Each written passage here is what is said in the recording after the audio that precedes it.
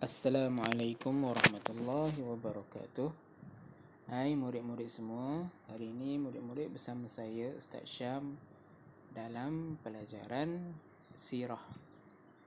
InsyaAllah kita akan belajar mata pelajaran sirah hari ini. Jadi sebelum kita mulakan pelajaran kita, marilah sama-sama kita membaca doa sebelum belajar terlebih dahulu. Sama-sama jom baca doa bersama Ustaz. Bismillahirrahmanirrahim. Alhamdulillahi rabbil alamin. Wassalatu wassalamu ala ashrafil anbiya'i wal mursalin wa ala alihi wa sahbihi ajma'in. Allahumma aftah alaina hikmataka wa anshur alaina min khazaini rahmatika ya arhamar rahimin. Rabbi shrah li sadri wa yassir li amri wahlul 'uqdatam min lisani yafqahu qawli. Amin ya rabbal alamin. Baiklah murid-murid, untuk tajuk pelajaran kita hari ini iaitu bertajuk Selepas Kelahiran Nabi sallallahu alaihi wasallam. Kita akan belajar peristiwa-peristiwa yang berlaku ketika Nabi sallallahu alaihi wasallam dilahirkan dan juga selepas kelahiran Nabi sallallahu alaihi wasallam. Baik, seperti yang murid-murid boleh tonton dalam video ni, tajuk hari ini iaitu keajaiban ketika kelahiran Nabi Muhammad sallallahu alaihi wasallam. Murid-murid tahu tak apa itu keajaiban? Iaitu perkara-perkara yang ajaib, yang hebat berlaku ketika Nabi sallallahu alaihi wasallam dilahirkan. Perkara menarik semasa kelahiran Nabi Muhammad sallallahu alaihi wasallam. Antara perkara-perkara yang menarik, kita rasa macam wow, hebatnya. Yang ni berlaku kepada Nabi Muhammad. Tengok, Aminah iaitu ibu Nabi Muhammad sallallahu alaihi wasallam tidak berasa sakit semasa melahirkan baginda. Ibu dia, ibu Nabi, tak rasa sakit pun ketika melahirkan Nabi Muhammad sallallahu alaihi wasallam. Cuba murid-murid tanya ibu murid-murid semua. Ketika lahirkan awak, tanya ibu awak. Ketika lahirkan awak rasa sakit ke tak? Mestinya semua ibu-ibu akan cakap sakit. Macam nak mati sakit.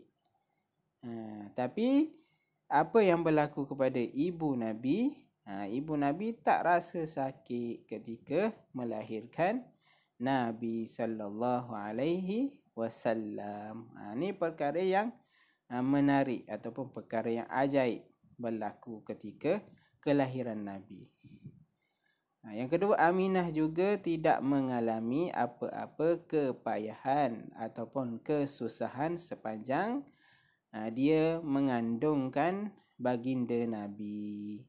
Ibu Nabi tak rasa letih, tak rasa susah ketika Nabi ada dalam kandungan dia.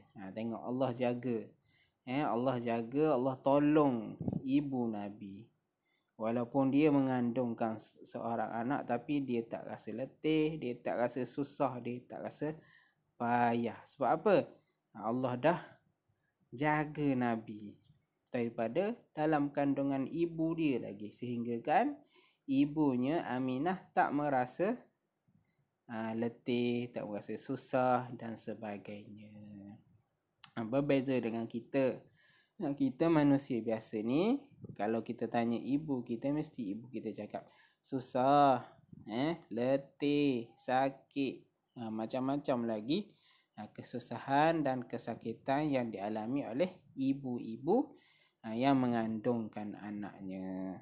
Sebab itulah Islam melarang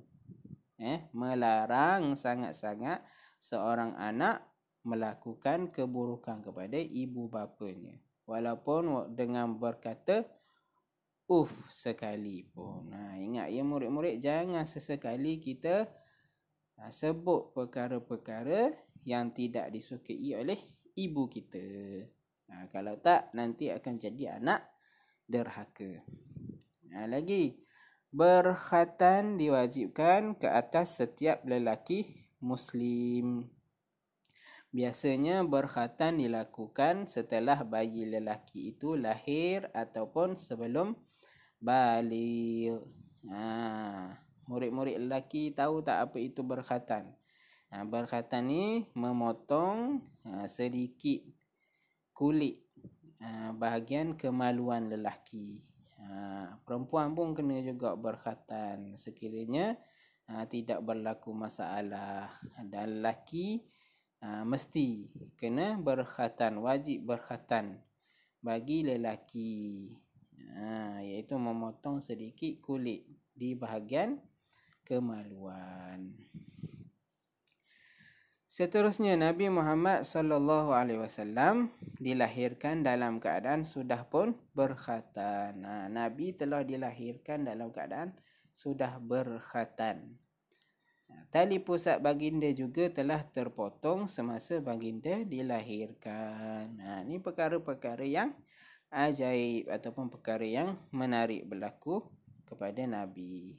Seterusnya, apabila Nabi Muhammad SAW dilahirkan, api sembahan kaum Majusi di Parsi telah terpadam dengan sendirinya.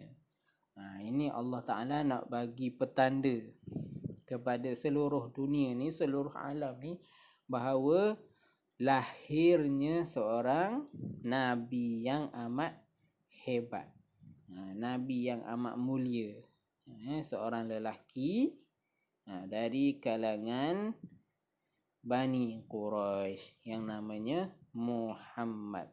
Nabi tersebut adalah Nabi akhir zaman. Bila Nabi lahir, maka api sembahan oleh kaum Majusi ni terpadam, sedangkan api tu dah hidup selama beratus-ratus tahun, beribu-ribu tahun api tu tak pernah padam. Tapi bila lahir je Nabi Muhammad, api tu terpadam dengan sendirinya. Nak menunjukkan bahawa Allah Subhanahu Wa Taala ingin memberi petanda kekuasaan Allah dan juga kehebatan Allah yang telah mengutuskan seorang Nabi yang mulia, iaitu Nabi akhir, namanya Muhammad bin Abdullah. Seterusnya, hal ini amat memeranjatkan kaum Majusi. Kaum-kaum Majusi iaitu kaum-kaum yang menyembah api. Dia mengatakan bahawa api adalah Tuhan dia. Tiba-tiba api yang dia sembah selama beratus-ratus tahun tu terpadam.